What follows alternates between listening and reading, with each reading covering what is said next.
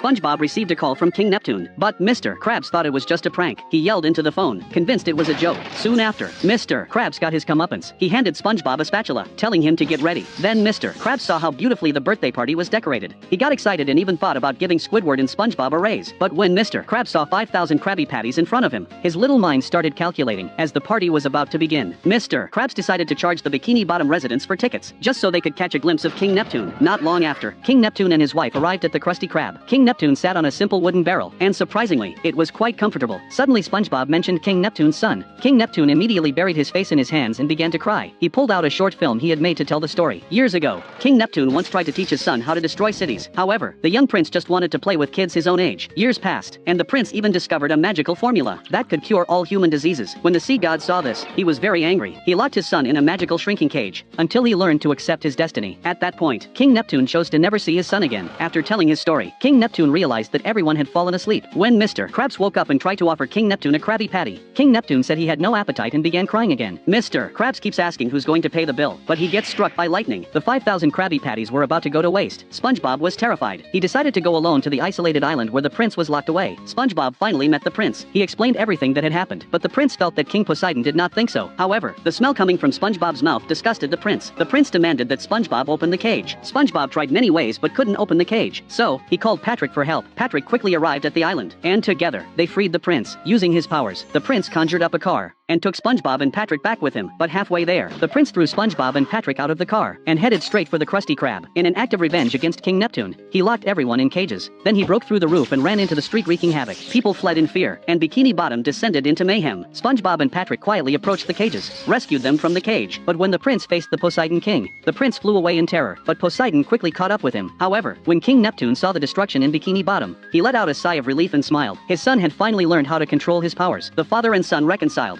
Before leaving, King Neptune thanked SpongeBob for making it all happen, but the residents of Bikini Bottom blamed SpongeBob for the disaster.